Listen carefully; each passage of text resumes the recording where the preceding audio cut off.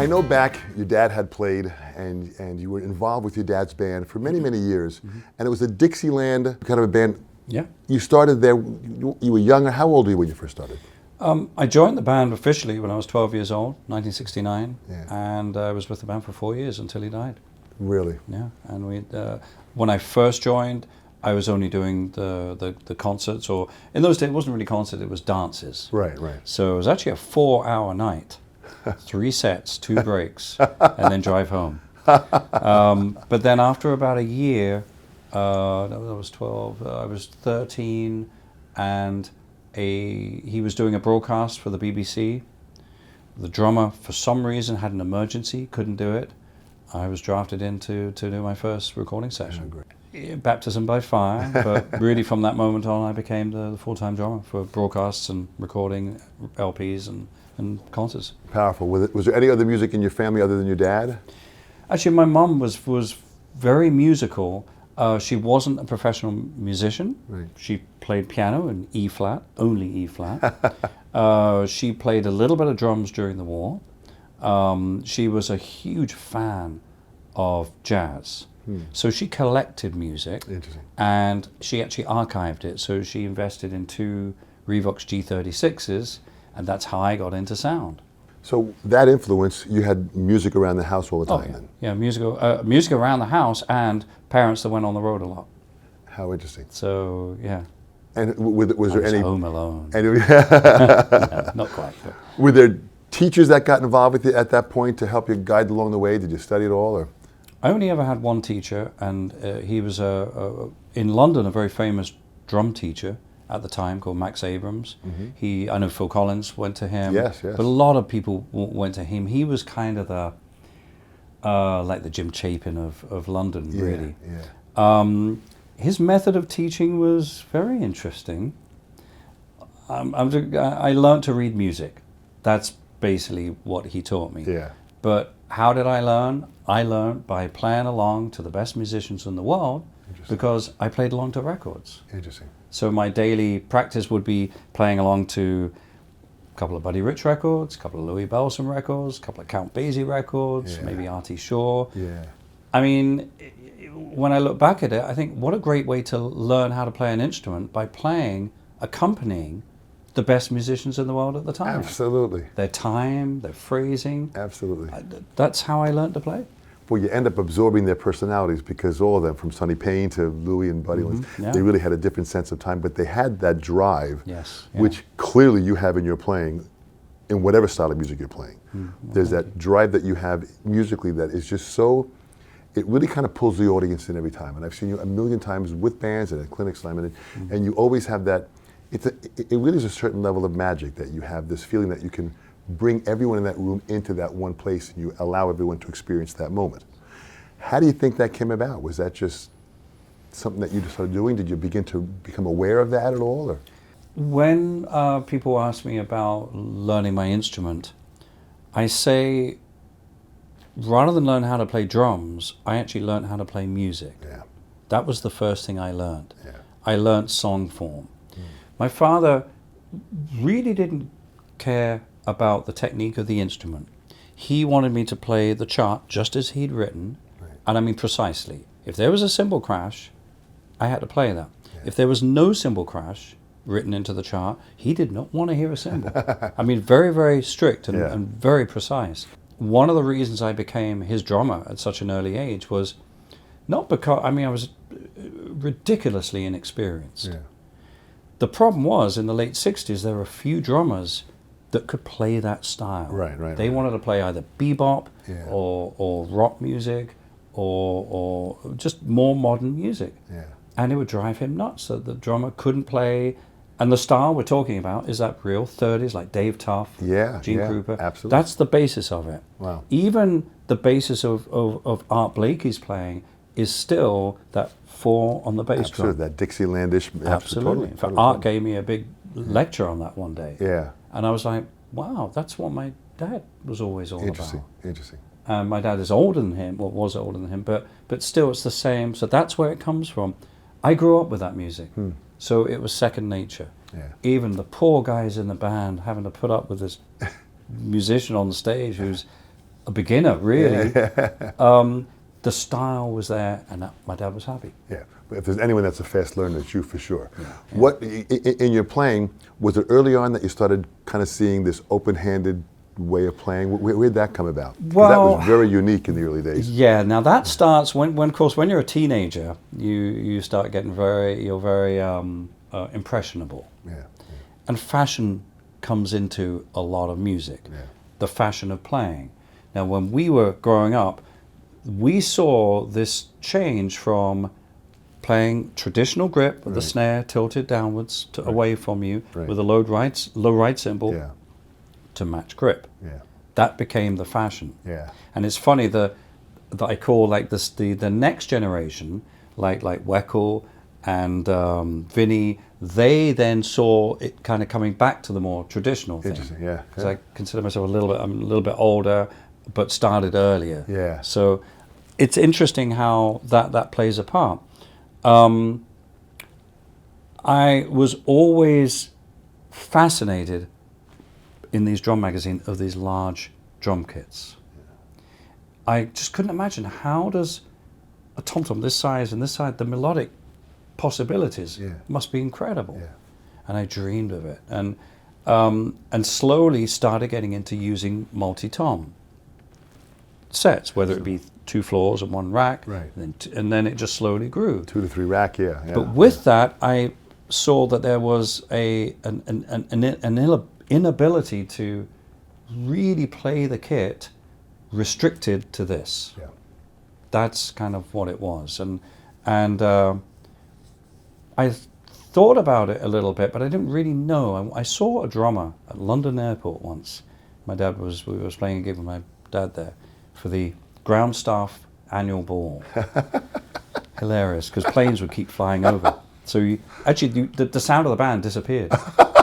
And as the plane, there was probably a 707 or an L1011, would go over, and people would still be dancing, but all you heard was the roar of 4 Rolls-Royce engines, and the first thing you hear is the trumpet and the ride cymbal. Oh, is that interesting? And we're still in time, and then suddenly, it was hilarious. The support band had a drummer who was playing with his left hand on the hi-hat. I was probably 13 or 14 at the time. I thought, what a strange way to play a drum kit. As a kid, it's either you like it, you don't. Yeah, right. Black and white. Right. Oh, I hate that. That's awful. Yeah. But I thought about it later on. Then, of course, I went to see Billy Cobham at the Rainbow Theatre in 1974. Yeah. And he came out and he was playing Lefty, his big smile. Yeah. And I went, that's it. Yeah. I got to try to play like that. Yeah. And then very soon after that, I was in a band that supported Return to Forever, Lenny White.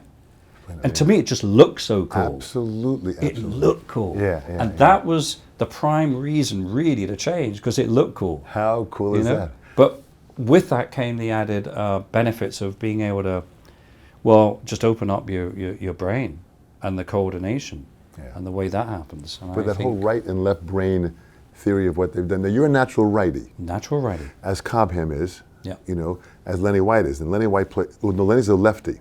Yeah, but Lenny started playing drums left-handed. Yeah, left-handed, right. Billy, I'm not sure. I never asked him. Yeah, but no, Billy, I know for sure he's a right-handed player. Yeah. And what you've done is you have taken the drum set, and more so than anyone else, because the octabands that you have and the setup that you have and the consistency that you set your setup. Yeah. You have your set. Yeah. And that's so brilliant, because every time I've seen you, you've had your set. Well, very inspired by Billy, though.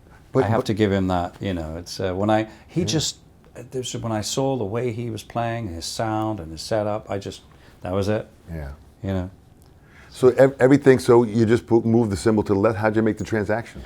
At the time, it was 1975. I was 18 years old, and I had just come off the road with a band that was signed to a manager that stopped paying us, basically, and never paid us our record advance anyway.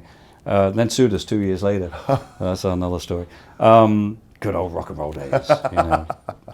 I was starting to do a lot of record dates, mid-70s.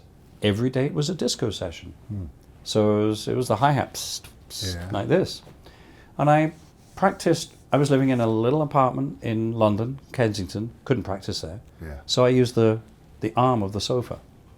I did all my basic work of swapping over literally on the arm of this sofa. Powerful. And listened to how my right-handed and left-handed sounded, analyzed it and swapped it over, literally.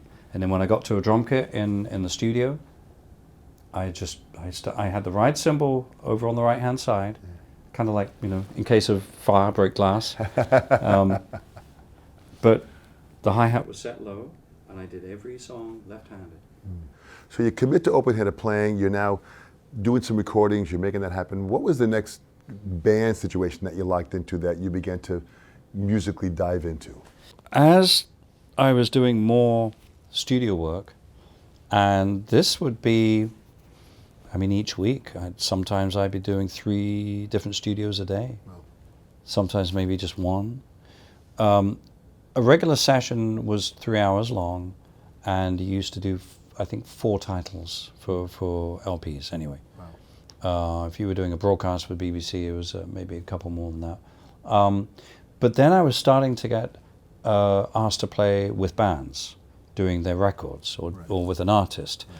Now those would take, typically in the mid-70s, most rock and roll albums, like all the ones like Elton John, David Bowie, they would take about 2 weeks to record the backing tracks and vocals, maybe an extra week, and then about 2 weeks to mix.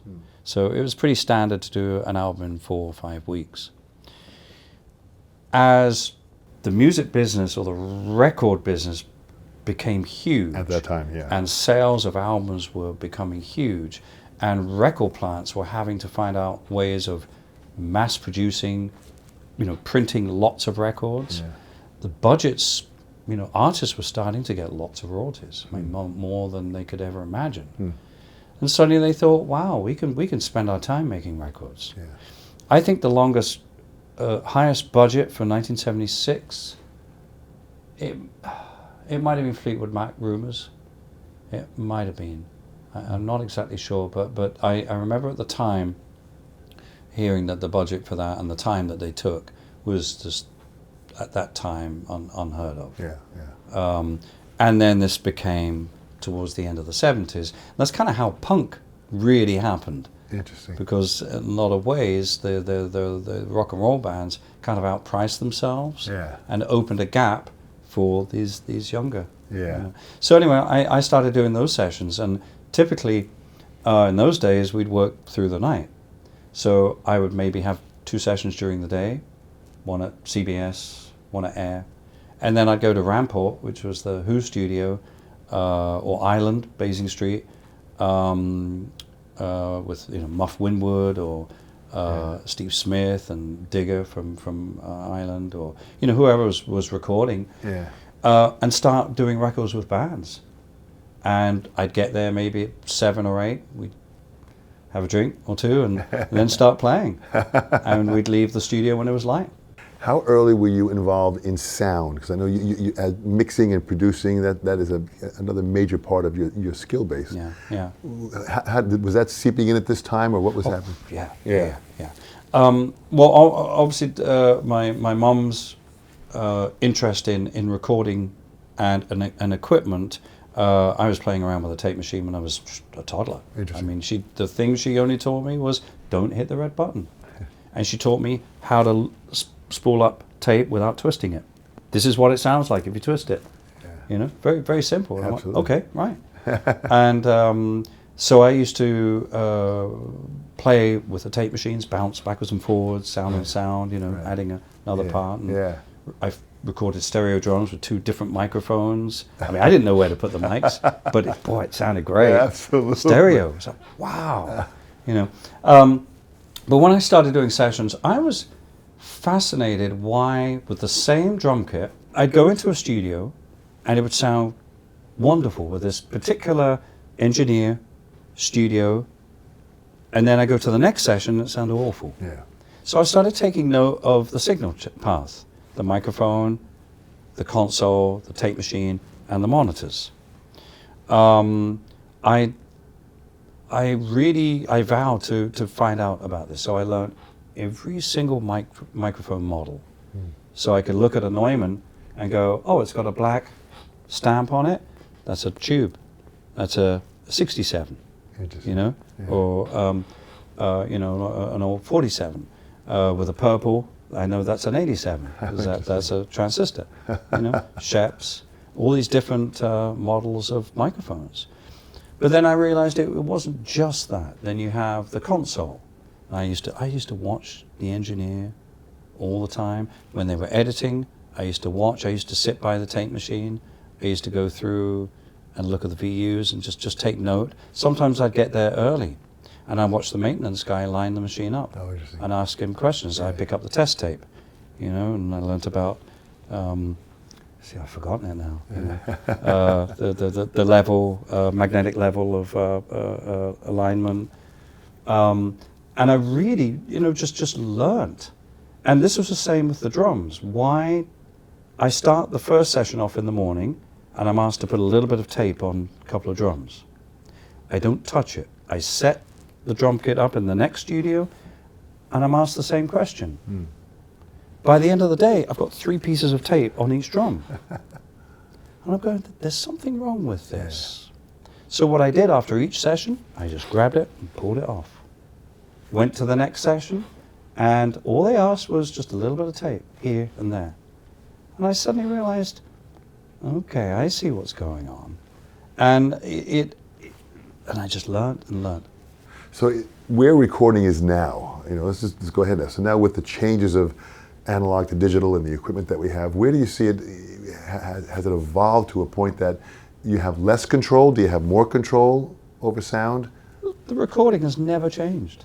Right. It's never changed. You still have an instrument, you still have a microphone, in many cases the same microphone you used 30 years ago. Right. You know, a lot of people love to use tube mics. We're still using a U47 or an SM57. Right. Cable, well, maybe the same. Yeah. Maybe a bit newer. Yeah. You still got, most people like to use an old Neve mic pre or an old API. Right. That hasn't changed, and the gain structure hasn't changed. You still do the same thing to get the sound. Yeah. It's only when it leaves that fader, which is an output fader. That's basically your last command in the chain. Right. And it goes from there to a converter instead of a tape machine. Right. That's all the difference is. Right. This is why I sometimes laugh when people say, oh, I much preferred recording to tape because digital does this. I mean, yes, there are differences, but people have said to me, wow, it sounds analog to me. Yeah. It's just the way you record. Right, it's the way you hear it and balance it Right. and record and your gain structure. Right. If you have the vision, you know, Eddie Kramer will still make you sound just like you were recording onto a 3M 24 track. Absolutely. It's just there's for us, it's a lot easier. I don't have to spend half an hour every morning realigning the tape machine. Do you know how long it takes to record a mix?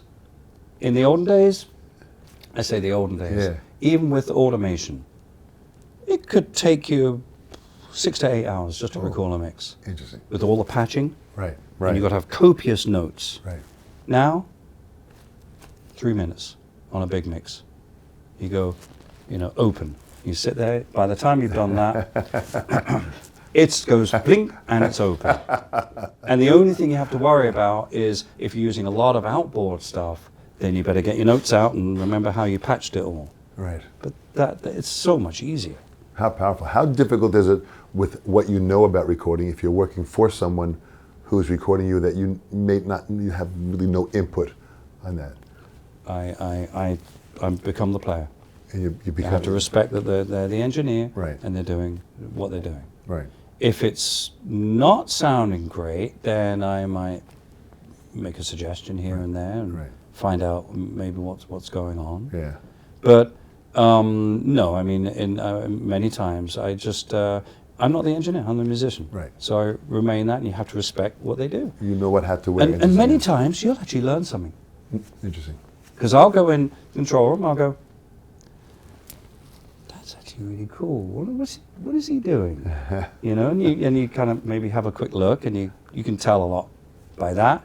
And then you might just go and ask, I really like what you've got going on. Well, yeah, I'm doing this. Huh? Oh, okay, that's cool. That's you see, you can always learn. Absolutely. Always learn. I mean, every session I do, I think I learn something. How did Mike Oldfield come into the picture? Mike is responsible for me becoming a professional sound engineer. Interesting. He actually, before that, I was dabbling a little bit because in those days, you weren't actually allowed. I mean, a few years before, especially at EMI, you had to stand. You weren't allowed near the board. You weren't allowed to touch microphones. Oh yeah, they were very strict. Yeah. BBC, oh, you do not touch anything. Yeah, they're very back then. We're talking about even up to the late 70s, early 80s. So when Mike asked me to record, I went there with my drum kit, and he realized that during the week that we had worked together in his own studio, he realized that obviously I was way into sounds and recording and the whole technique of it all. Yeah. And then I finished the tracks and went home, and then he called me. We had a chat, and he said, "What are you doing?" At the time, I was actually producing an artist, wonderful artist actually, a man called Duncan Brown. And he said, "So you're into producing?" I said, "Yeah, absolutely, yeah." He said, "You want to come produce me?" I went, yeah, sure. Right, let's start Monday morning. I went, okay. Now, I knew his setup. He had an Eve 8108. And this was in his studio? In his own studio, yeah, out in Buckingham, just outside of London. Mm-hmm. Westlake monitors, Ampex machine, and very nice setup. So I thought I'd better get myself an engineer that knows the Neve. So I called one of the engineers I know with at Air Studios, dragged him along. The engineer lasted a day, and then Mike fired him. And then he came in the room with the Neve manual for his 8108, plonked it on my lap. I'll be back in 2 hours, and then we're going to record some guitar.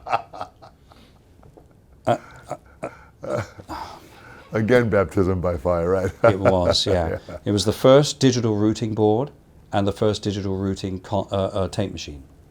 It was an ATR 124, very complex machine. Wow. Just to route one microphone, one channel to one track.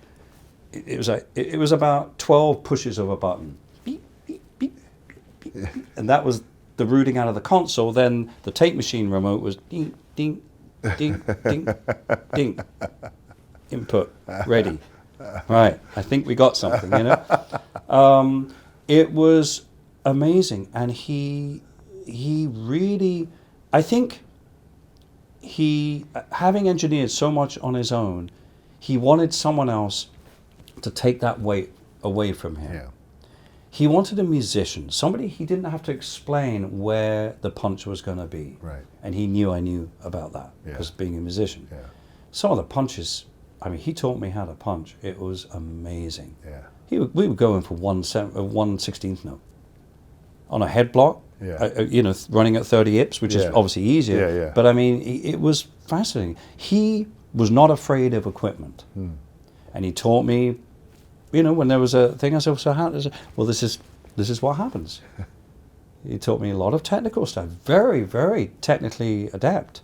I was like, wow. You know, I said, right, I'm going to do acoustic guitar. And he went out, and he set a Neumann TLM 170 up, and he's playing his guitar, and I'm like going, and I'm looking around, I see one compressor doing this. It was a Uri 1176. I mean, okay, there it is. What's the number on it? You know, 17. So look at the patch pay. So, there it is, right. You know, and I had a working knowledge pretty much of how signal path works. So I could get myself around it, and suddenly, bang, there we go. There's a guitar. Right, level. How much gain? Oh, God. You know, yeah. So you really, I mean, literally step by step began to discover and understand. Well, when you talk about again, you know, wisdom is the combination of knowledge and experience. Yeah. You had the knowledge because of the research. Yeah. This put you into the experience. This is why where you are now is, you are brilliant at what you do, because everyone that I hear that is involved with anything at your studio walks out of there massively inspired. Massively inspired. Thank you. That's huge. That really is huge. No, when it comes to that, I just say I stole everything I know from everybody else.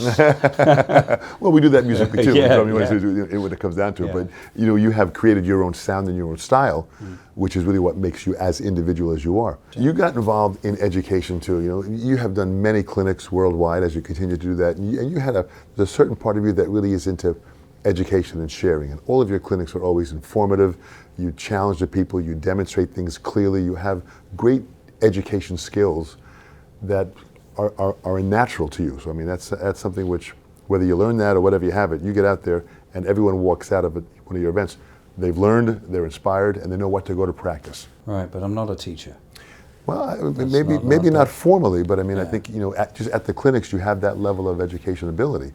Yeah, I'm comfortable doing clinics. Yeah. And in fact, and as you know, we did something together. Yeah, absolutely. We had a lot of fun. Absolutely. I do enjoy them, and I've always enjoyed talking about music. The art form, yeah. I mean, and drums, and as you can see, I can go on for ages. Just rapping away.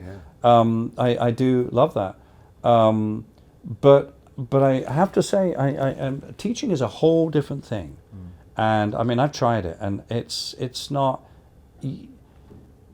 There are players and there are teachers. Teachers know how to transfer the knowledge from the player to the student. They can explain it in a way that's just, it's amazing, and I really respect that.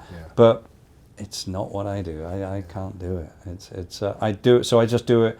I cover it up by being a player, and you just try to, Are there any players that are out now, drummers specifically, that are inspiring you, that you listen to, that are kind of helping push the future of where drumming is going? There's a lot of young drummers I've been very fortunate to see recently, and especially touring in more of the jazz field, doing a lot of jazz festivals. Right. I get to see some great players. So the next generation is out there. Oh yeah, there's a lot of young players playing. There's I don't remember all the names. One drummer, Greg Hutchinson, beautiful player. Jason Brown, who's playing with Gerald Clayton. Nice. All these guys. It's kind of new for me to see these players. I went, wow, they sound great. Mark Giuliani. Absolutely. I saw him playing with Brad Meldau. Yes. I was like, wow. Refreshing. Really refreshing. Yeah. There's a great drummer that plays with Josie James, and I was like, wow. So I'm seeing this all the time now. Interesting. And there's a lot of Berkeley kids coming up and playing. They're producing some pretty serious in this next generation of players. Eric Harland. Another one of my great player. I performed with him in Australia recently. Really nice guy and very creative. Yeah. What would you say, in closing? You've got students that are watching this and they're listening to what you have done. They're researching you. What would you say to the next generation that would give them an idea of what the music industry has been to you and what maybe can prepare them for their experiences in being involved in music? It's a tough moment. It's a tough time, let's say, at the moment. And the reason is recorded music is really under threat. Everything is live entertainment now. That's one thing that will stay. But the thing is, recordings live forever. There's more recorded music that was on the shelf and frankly should remain on the shelf because the artist did not want that stuff out there. But it's all coming out. And part of me thinks that actually that's really cool. But there's still records that I've done in 75, 76 being re-released. Interesting. Somebody told me the other day of something that had been re-released together with a load of rehearsal tapes. Oh, really? Okay. And it's there way after I'm gone. It'll still be there. So to me, this is a worry that first of all, there's not enough recording, professional recording. Right. In other words, a group of musicians going into a real studio with a real professional engineer and a producer recording them. It doesn't take much, and it doesn't take long. You can play just like you're playing on stage if you want. You know, let's just record this. They have no way of getting experience. We had hours and hours of experience. You know, as you know yourself, if you're recording drums, that backbeat, every single beat, every backbeat for the whole song, 3.5 minutes, has got to be exactly the same level. Right. And I've recorded some young players, and it's all over the place because they don't have the experience. They don't have the chance to learn about this, and I think it's really important. And I think we need to retain the recording industry somehow, because that music will live on. Way after we're gone, as long as there's something to play it on. That really is the answer. That really is. Simon, thank you so much. On behalf of the sessions, this is so great for this next generation to kind of hear and step into your world, and that you have shared this with them. We thank you so much in what you have done consistently, Simon, as I've seen it, and you continue to do. It is amazing that you inspire millions around the world, just living your dream, but really setting the standard and the bar really high. Thank you. That really is what you do so well. I thank you so much. Thank you. Great to have you here. Thanks. Thank you.